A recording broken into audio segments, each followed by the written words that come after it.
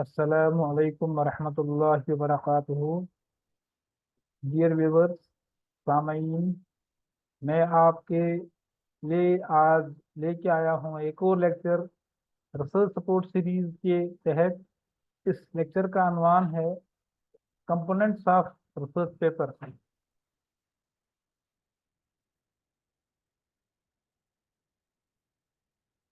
Last time हम discuss किए थे कि ये जो रिसर्च पेपर होता है, रिसर्च पेपर क्या होता है, रिसर्च पेपर की नीड्स क्यों हैं, क्यों लिखा जाता है रिसर्च पेपर। और आज हम डिस्कस करेंगे कि जो रिसर्च पेपर है इसके क्या कंपोनेंट्स हैं। हम इन सब कंपोनेंट्स को डिस्कस करेंगे और एक ओवरव्यू भी दिखाऊंगा। पहले मैं आपको, ये एक हमारा पेपर है जो 2016 में पब्लिश हुआ है। मैंने इसी पेपर को पूरे कंपोनेंट्स को इकट्ठे ही यहाँ पे शो करने की कोशिश की है, ताकि एक ही फ्रेम में आपको पूरे जो कंपोनेंट्स है पेपर के वो समझ में आ जाए। तो यूजुअली 10 कंपोनेंट होते हैं, 10 या 11 कंपोनेंट होते हैं एक रिसर्च पेपर के। इनकी सीक्वेंस डिपेंड करती है कि जर्नल के हिसाब से वेरी करती है। ऑलमोस्ट इनकी सीक्वेंस, ये जो मैंने यहाँ शो किया है, most journal same trend follow करते हैं, विद फ्यू एक्सेप्शन जहाँ पे वेरिएशन हो सकता है। तो हम शुरू करेंगे। इसमें फर्स्ट जो आता है वो आपको बोलते हैं टाइटल। टाइटल फर्स्ट कंपोनेंट है एक रिसर्च पेपर का। उसके बाद आता है आथर्स, कंट्रीब्यूटर्स, यानी कि जो जो रिसर्चर इस रिसर्च में कंट्रीब्यूट करता है, टेक पार्ट करता है, चाहे वो एक्सपेरिमेंट परफॉर्म करना हो या एनालिसिस करना हो वगैरह, इन सब को कंट्रीब्यूटर कहेंगे। हम इसके बारे में डिस्कस करेंगे एक लेक्चर में, जब हम डिस्कस करेंगे कि रिसर्च पेपर लिखते कैसे हैं। मैंने इसको राइटिंग मेरे चैप्टर में, वहां पे हम डिस्कस करेंगे डिटेल में कि आंसर टाइप्स क्या होती है, कंट्रीब्यूशन क्या होता है, कौन फर्स्ट आंसर हो सकता है, सेकंड आंसर, को आंसर, कॉरेस्पोंडेंट आंसर, इनमें क्या डिफरेंसेस है, इस सब के अलग डिटेल बताएंगे। फिर थर्ड आता है हमारा आथर्स एफिलिएशन, यानी कि ये जो आथर्स हैं जो काम कर रहे हैं रिसर्चर, ये किस इंस्टीट्यूट किस यूनिवर्सिटी में काम करते हैं। फिर इन आथर में से कौन सा आथर, इसको हम बोलेंगे एक कॉरस्पॉन्डिंग आथर है, उसका ईमेल आईडी भी वहाँ पे शो हो जाएगा, होना चाहिए। फिर आता है कीवर्ड्स। कीवर्ड कुछ ऐसे कीवर्ड्स है जो मैक्सिमम 5 होती हैं, मिनिमम 3 से 5, या वेरी करेगा डिपेंड, जर्नल के डिपेंड के लिए। ऑलमोस्ट एवरेज में देखा है कि मैक्सिमम मिनिमम 5 ही तो हो, 5 कीवर्ड्स हैं। तो ये फिर भी ये वेरी कर सकता है, किसी में 3 हो सकते हैं, 6 7 हो सकते हैं, लेकिन एवरेज की बात, मेजोरिटी ऑफ जर्नल्स में 5 कीवर्ड्स हैं, होते हैं। तो कीवर्ड क्या होते हैं? कीवर्ड ऐसे टर्म्स होते हैं जिनके टर्म को पढ़ने से समझ में आ सकता है कि भाई इस रिसर्च पेपर में किस बारे में रिपोर्ट की गई है, किस बारे में, कौन से रिसर्च प्रॉब्लम पे डिस्कस किया गया है या रिपोर्ट किया गया है। फिर आता है एब्स्ट्रैक्ट। ये भी एक इम्पोर्टेंट कंपोनेंट है इस रिसर्च पेपर का। एब्स्ट्रैक्ट के बाद डिस्कशन, इंट्रोडक्शन आएगा। इंट्रोडक्शन के बाद आता है मटेरियल मेथड्स। मटेरियल मेथड के बाद आता है रिजल्ट्स। और नो, बहुत से जर्नल्स में रिजल्ट्स एंड डिस्कशन इकट्ठे लिखा होता है कि रिजल्ट्स एंड डिस्कशन, लेकिन कुछ जर्नल्स में ये अलग अलग कंपोनेंट भी होते हैं, इसलिए 10 या 11 बन सकते हैं। तो मैंने यहाँ पे इस जर्नल में science, environmental science and social research journal है, यहाँ पे रिजल्ट और डिस्कशन का अलग अलग सेक्शन है। फिर आते कंक्लूजन पे। कंक्लूजन होता है यूजुअली ये डिस्कशन के साथ ही, अलग से हेडिंग भी होती है कुछ जर्नल में, और कई जगह ये विदाउट हेडिंग, कोई हेडिंग नहीं होगी, सब हेडिंग नहीं होगी इसमें। डिस्कशन जब एंड हो जाएगा तो लास्ट से एक अलग से छोटा सा पैराग्राफ होगा जिसमें पूरे रिसर्च के बारे में कंक्लूड किया जाएगा कि हमने कंक्लूड किया है, जो स्टडी हमने की, इस स्टडी में हमारी ये फाइंडिंग है, कंक्लूजन करके करके।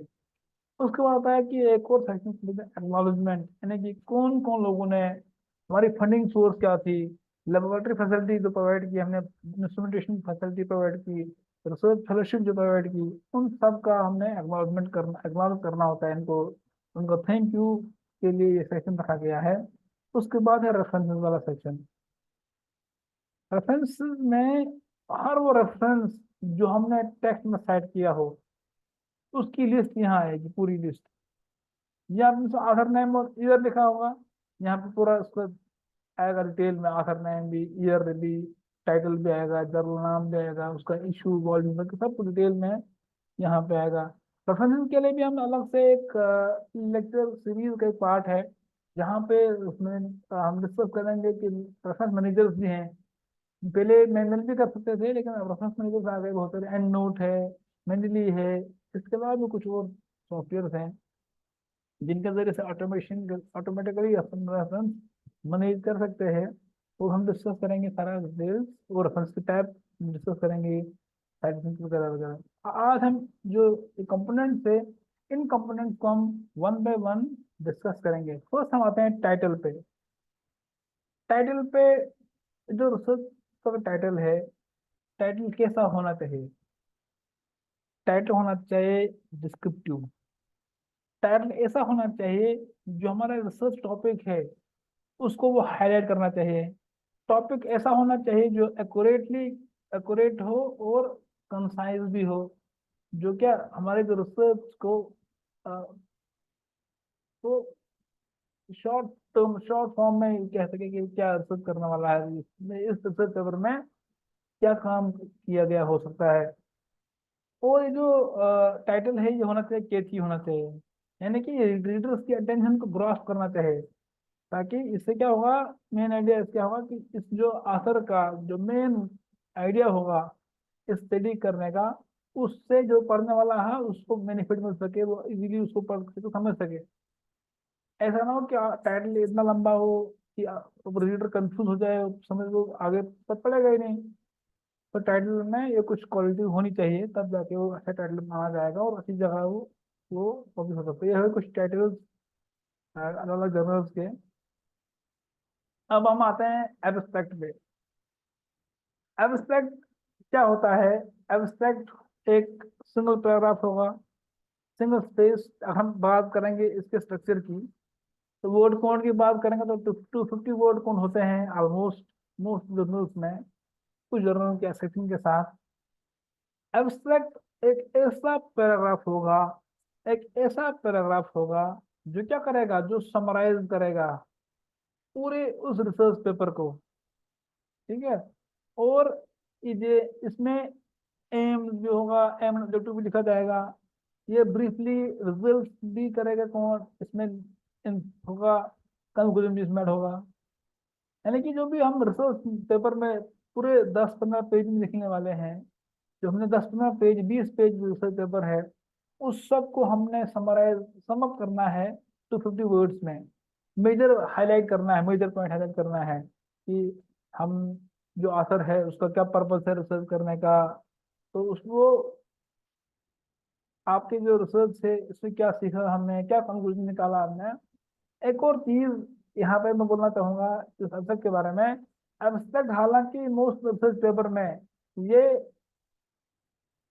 शुरू में होता है, हालांकि इट अपीयर फर्स्ट, लेकिन जब लिखते टाइम में एब्स्ट्रैक्ट सबसे लास्ट लिखते हैं, सबसे लास्ट पे लिखते हैं इसको। हालांकि एब्स्ट्रैक्ट जब पब्लिकेशन होता है पेपर का, सबसे पहले एब्स्ट्रैक्ट हुआ टाइटल, आथर टाइटल के बाद आथर, आथरलेस कीवर्ड के बाद सबसे पहले क्या होगा, एब्स्ट्रैक्ट। लेकिन जब लिखते हैं पेपर, मैन्युस्क्रिप्ट राइटिंग करते हैं, वहां पे सबसे लास्ट में, जब तक ना पेपर कंप्लीट हो जाएगा तब तक हम अब तक लिखते नहीं है। क्योंकि जब तक ना कंप्लीट होगा पेपर, रिजल्ट्स नहीं आएंगे, हम रिजल्ट कैसे लिख डालेंगे उसमें? जब तक हम कंक्लूजन नहीं लिखेंगे तो कंक्लूजन का पार्ट कैसे उसमें आएगा? तो इसलिए एब्स्ट्रैक्ट जो है, जो पब्लिकेशन में पहले होगा, लेकिन राइटिंग के टाइम सबसे लास्ट पे लिखते हैं एब्स्ट्रैक्ट को। एक और खास इंपॉर्टेंट कैरेक्टरिस्टिक फीचर एब्स्ट्रैक्ट का, कि एब्स्ट्रैक्ट में usually most time majority cases में कोई रेफरेंस साइट नहीं किया जाता, विद फ्यू एक्सेप्शन। बहुत रेयर केसेस में कुछ ऐसे एस्पेक्ट्स भी हैं जहां पर रेफरेंसेस साइट किए जाते हैं। आप चेक करोगे भी, आप जो भी क्या बोलते हैं तो रिपोजिटरीज हैं यहाँ पर, आप जो पब्लिकेशंस हैं, आप हर पब्लिकेशन को चेक करेंगे तो वहाँ पाएंगे आप मोस्टली आपको रेफरेंसेस में रेफरेंस नहीं मिलेगा एब्स्ट्रैक्ट में, लेकिन कुछ ऐसे बहुत रेयर केसेस में हैं, वो हम सब डिस्कस करेंगे आगे कि इसी लेक्चर में। तो मैं आपको कुछ एब्स्ट्रैक्ट दिखाऊंगा ऐसे जहाँ पर ये रेफरेंसेस यूज किए गए हैं। अब हम आते हैं कि ये जो एब्स्ट्रैक्ट है ये क्यों जरूरी है रिसर्च पेपर में। तो इसका जवाब ये है कि एब्स्ट्रैक्ट जो है इसलिए जरूरी है एकेडमिक राइटिंग में, ताकि इसमें एक शॉर्ट पैराग्राफ में ये पूरे पेपर के बारे में पूरा हाईलाइट दिखाएगा। जिस तरह से एक क्रिकेट मैच होता है, एक मान लो मैच कोई हो गया है, वनडे मैच था, पूरे दिन लगा देखने में, बाद में उस क्रिकेट मैच के हाईलाइट दिखाते हैं 5 मिनट में। तो 5 मिनट में पूरे मैच दिखाते हैं, यानी कि 5 मिनट में हमने देखा, हमने वहां पर क्या सिर्फ हाईलाइट, मतलब खास खास, मतलब वहां पर हम देखते हैं कि सेंचुरी किसने मारी, कौन आउट हो गया, किसने मैन ऑफ द मैच कौन आया, वगैरह वगैरह। सही इसी तरह से एब्स्ट्रैक्ट में हम ये फाइंडिंग्स दिखाएंगे, की ऑब्जेक्टिव दिखाएंगे, ताकि जो भी रीडर होगा उसके लिए इजीली होगा, वो ग्रास्प कर पाएगा भाई आथर क्या कहना चाहता है। और सेकंड मोस्ट इम्पोर्टेंट थिंग, ये क्या करेगा, और ये क्या इससे क्या होगा, ये बेनिफिट होगा इफेक्टिव कम्युनिकेशन में, ताकि जो एसेंशियल फाइंडिंग्स हमारी थी इनको रीडर तक पहुंचेगा कम टाइम में। और इससे और एक बेनिफिट ये है जो जर्नल को, कि वो डेटाबेसेस में, उसके सर्च इंजन में आर्टिकल ब्रेकिंग को इम्प्रूव करता है। अब आते हैं हम कि एब्स्ट्रैक्ट कहाँ पे, कब और कहाँ पे यूज किया जाता है रिसर्च में। रिसर्च की बात की जाए, जब भी हम रिसर्च पेपर पब्लिश करना चाहते हैं, तो सबमिशन के टाइम में एब्स्ट्रैक्ट रिक्वायरमेंट है। रिसर्च प्रपोजल या रिसर्च ग्रांट लिखते हैं, वहां पर एब्स्ट्रैक्ट रिक्वायरमेंट है। हम थीसिस लिखते हैं, उसमें भी एब्स्ट्रैक्ट रिक्वायरमेंट है। हम कोई कॉन्फ्रेंस में पेपर सबमिट करते हैं, वहां पर भी एब्स्ट्रैक्ट रिक्वायरमेंट, टेक्निकल रिपोर्ट से, बुक चैप्टर से, वगैरह वगैरह, इन जो भी इन है यहाँ पे एब्स्ट्रैक्ट रिक्वायर्ड है। अब हम इसके एग्जांपल आते हैं। जो मैंने पहले कहा कि एब्स्ट्रैक्ट की कुछ एग्जांपल्स हैं, मतलब कि एब्स्ट्रैक्ट एक, मैंने कहा था कि एक शॉर्ट सिंगल पैराग्राफ होगा। ऐसे की 3-4 टाइप्स हैं, डिपेंडिंग अपॉन जर्नल कौन सा है। जैसे एक जर्नल है, वहाँ पे पूरा कंफर्म, वहाँ पे पूरे 7-8 कंपोनेंट दिए गए हैं कि एब्स्ट्रैक्ट में एक दो होने पे है। जर्नल फिजिकल थेरेपी है, इसमें यहाँ पे पूरा बताया गया है कि इसमें कॉन्टेक्स्ट क्या है, ऑब्जेक्टिव क्या है, डेटा स्कोर कौन सा है, स्टडी सेक्शन कौन सा है, स्टडी ब्रांड क्या है, लेवल ऑफ एविडेंस कौन सा है, डेटा एक्सट्रैक्शन कैसा किया है, रिजल्ट क्या है, उस कंक्लूजन के सारे कंपोनेंट को 8 पार्ट्स हैं ये, इनको काउंट किया है एब्स्ट्रैक्ट में भी। एक टाइप एक्सट्रैक्ट होगा। एक और टाइप ऑफ एक्सट्रैक्ट है, यहाँ पे सिर्फ 3 पार्ट्स में काउंट किया गया, यानी कि बैकग्राउंड दिखाई गई है, इस बैकग्राउंड में ही ऑब्जेक्टिव वगैरह ऐड किए गए हैं, और रिजल्ट का अलग सेक्शन रखा गया है, और कंक्लूजन। ये भी सेकंड टाइप। फिर एक और टाइप है कि कोई हेडिंग नहीं होगी पेपर में, कि जो भी हमारा एब्स्ट्रैक्ट है एक सिंगल पैराग्राफ होगा, हमने पहले डिस्कस किया पैराग्राफ में, तो सब कुछ इसी में हो। इसमें आपका ऑब्जेक्टिव भी, इसमें बैकग्राउंड भी होगा, कुछ सेंटेंसेस में इसका ऑब्जेक्टिव भी होगा, फिर रिजल्ट भी होगा, और कंक्लूजन भी होगा, विदाउट हेडिंग, सब हेडिंग। फिर वो एब्स्ट्रैक्ट जहाँ पर साइटेशन यूज हुई है, देखो यहाँ पे आप देख सकते हैं, ये एब्स्ट्रैक्ट है, यहाँ पे ये साइटेशन यूज हुई है। एब्स्ट्रैक्ट में साइटेशन बहुत रेयर है, लेकिन बहुत इंपॉर्टेंट, अगर वो साइटेशन हो तभी वो एब्स्ट्रैक्ट में यूज की जाती है, वरना तो एब्स्ट्रैक्ट में साइटेशन इज हाई डिस्करेज। अब हम आते हैं एक और कंपोनेंट, हम बोलते हैं कीवर्ड्स। अब कीवर्ड्स क्या होते हैं, कीवर्ड्स होते हैं ऐसे टर्म्स जिनके जरिए से हम इजीली पेपर को फाइंड कर सकते हैं, ढूंढ सकते हैं सर्च इंजन में। इससे इस पेपर की ये क्या होगा, सर्चेबिलिटी बढ़ जाती है, और पेपर इंडेक्सिंग में भी हेल्प हो जाती है। और आसानी से जो रीडर सबकी कोई रिसर्च पेपर ढूंढना चाहेंगे, वो कीवर्ड ऐड करके उनको इजीली पेपर मिल सकता है। अब हम आते हैं एक और कंपोनेंट है रिसर्च पेपर का, जिसको कहते हैं इंट्रोडक्शन। इंट्रोडक्शन एक मेन कंपोनेंट है रिसर्च का, रिसर्च पेपर का, जिसका ये ऑब्जेक्टिव है कि इसमें ऑथर क्या करता है, अपना मोटिव बताता है, इंटेंशन बताता है, पर्पस बताएगा कि वो कौन से टॉपिक पे डिस्कस करना चाहता है, कौन से रिसर्च प्रॉब्लम पे काम करना चाहता है, उस रिसर्च प्रॉब्लम को वो बेसबोर्ड बताएगा उसमें, ताकि जो भी रीडर होगा उसको समझ में आएगा भाई इसके बारे में बैकग्राउंड थी, अब ये रिसर्च गेप्स आ गए इसमें, इसी का कंप्लेंट ट्रिगर भी है। वहां पे क्या होगा कि आखिर क्या करेगा, पूरे रिपोर्ट्स कंपाइल करेगा पहले जो पास में हुई हैं उस एरिया के रिलेटेड, बहुत सारे सोर्सेज से यूज करेगा, उसमें प्योर जर्नल करेगा यूज, ताकि वो क्या करेगा, वो आइडेंटिफाई करेगा कि क्या रिसर्च गैप है, क्या लेकिंग है, क्या काम नहीं हुआ है। पहले करेगा था क्या काम हुआ है, क्या काम नहीं हुआ है, तो हम क्या काम करने वाले हैं। ये तीन चीजें इंपॉर्टेंट है इंट्रोडक्शन में होने चाहिए। तो जब इसे होगा तो उससे फिर क्या होगा कि जब वो लिखेगा ये चीज नहीं हो चुकी है, ये चीजें नहीं हुई हैं, ये नहीं हुई हैं, तो इनको फुलफिल हम इस सब्सिडी में ये प्रेजेंट करना चाहते हैं कि ये जो नहीं हुआ है हम वो करने वाले हैं, न्यू रिपोर्ट होगा तभी कहेंगे कि न्यू रिपोर्ट क्या है इसमें। फिर सबसे बिगेस्ट पार्ट रिसर्च पेपर का है मटेरियल मेथड्स। अब हमने जब ऑब्जेक्टिव फ्रेम कर लिया, अब ऑब्जेक्टिव फ्रेम करने के बाद नेक्स्ट स्टेप क्या है कि हमने ये देखना है कि इस ऑब्जेक्टिव को फुलफिल करने के लिए कौन से मेथड अप्लाई कर सकते हैं हम, कौन से मटेरियल यूज होंगे, कौन से मेथड हम यूज कर सकते हैं। और आखिर इस सेक्शन में डिटेल लिखता है, पूरा पूरा पूरा डिटेल लिखता है उन मेथड्स का, उन मटेरियल्स का जो भी उसने यूज किया है, ताकि जो उसने ऑब्जेक्टिव फिक्स किए हैं उनको फुलफिल कर सके।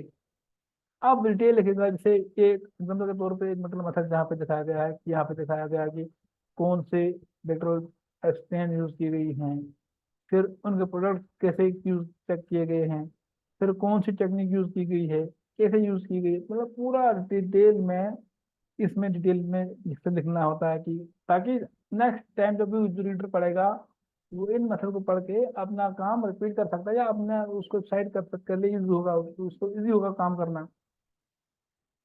फिर उसके बाद नेक्स्ट इंपॉर्टेंट कंपोनेंट जो है उसको रिजल्ट। तो मैंने पहले कहा कि कुछ जर्नल में रिजल्ट एंड डिस्कशन इकट्ठा होता है, उसमें अलग अलग होता है, तो ये हमने यहाँ पे जो अलग अलग रिसर्च किया है ताकि आसानी हो समझने में भी। अब रिजल्ट्स क्या है, रिजल्ट से जो भी हमने मेथड्स अप्लाई किए उनके बेस पे रिजल्ट को जनरेट, जहाँ पे हमें एक प्रूव कर सकते हैं कि हमने जो भी हम हमारा ऑब्जेक्टिव था उस ऑब्जेक्टिव के तहत जो रिजल्ट हम आए, तो ये भी हो सकता है कि नहीं भी आए बराबर, तो हम बोलेंगे हमें जो हमारा जो ऑब्जेक्टिव था वो फुलफिल नहीं हुआ। लेकिन अगर अच्छा रिसर्च पेपर, न्यू रिपोर्ट जब हम कहें तो वहां पे ऐसा प्रूव होना चाहिए असर को, उसे तो प्रूव कर पाना चाहिए जो भी उसने सपोज किया है वर्क, उसको जो भी रिजल्ट आएगा वो उस रिजल्ट को अलग अलग फॉर्म में कि उसकी फोटोग्राफ में डाल सकते, जैसे मैप मैप डाल सकेगा, साइट दिखा सकता है। उसके अलावा भी बहुत सारे जो डेटा उसका आएगा उसको टेबल फॉर्म में, ग्राफ फॉर्म में डाल सकता है, टेबल फॉर्म में प्रोजेंट डाटा विजुअलाइजेशन किस तरह से डेटा दे सकता है, चार्ट फॉर्म में डाल सकता है। लेकिन इसमें तीन चीजों का खास ख्याल होना चाहिए। ये जो हमारा डेटा है इसमें होनी चाहिए क्लियरिटी। जब भी हम डेटा प्रेजेंट करते हैं इसमें क्या, ये क्या होना चाहिए ताकि आसानी से रीडर तक, जो हमारे ऑडियंस है उस तक इंफॉर्मेशन आ जाए, उसमें रेलेवेंस होनी चाहिए कि वही डेटा हमें यूज करना है जो हमारे उसको सपोर्ट करता है, ऑब्जेक्टिव को सपोर्ट करता हो, जिससे कंट्रीब्यूट कर सकते हैं, जो डायरेक्ट सपोर्ट करता है रिसर्च को और पेपर की ऑब्जेक्टिव को। और एक और है इथिकल कंसिडरेशन, यानी कि हमने जो डेटा है उसको मैनिपुलेट नहीं करना है, डेटा को सीधे हमें करना यूज बेस्ट करते हैं, यूज स्टेटिस की वजह से हम मिनिमम 3 बार रिपीट करते हैं। एरर कम करना चाहिए, एरर को कम करने के लिए किया जाता है यूज। जब भी डाटा को प्रेजेंट करेंगे तो हमें उसकी एक्यूरेसी के बारे में ध्यान रखना चाहिए, उसकी प्राइवेसी भी कुछ, मान लो कोई हम सैंपल लिए, कुछ जगह प्राइवेसी जरूरी है रिसर्च में।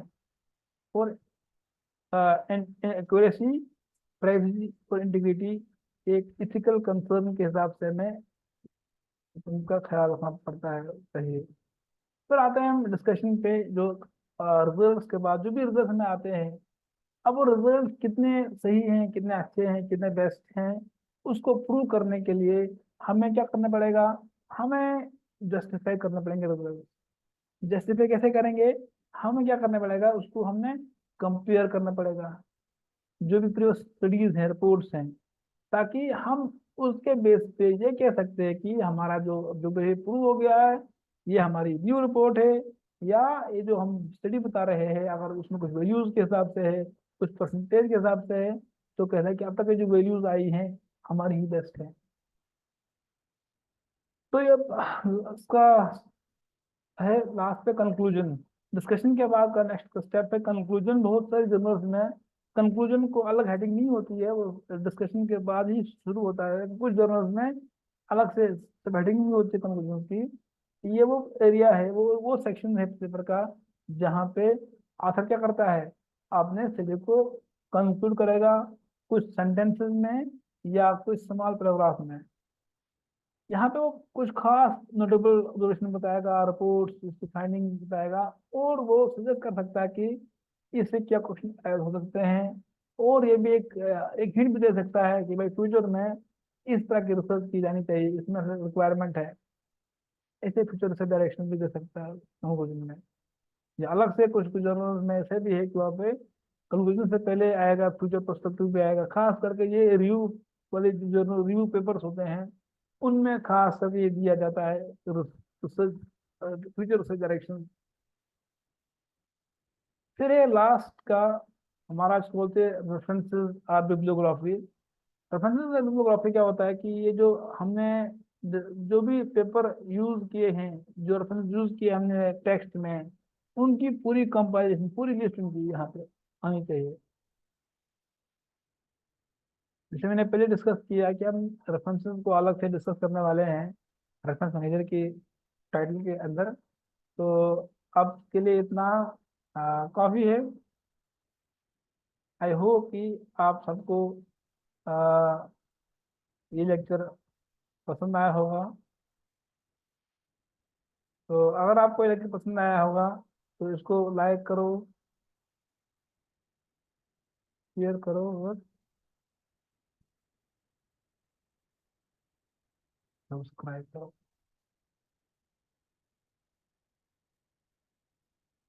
Thank you very much.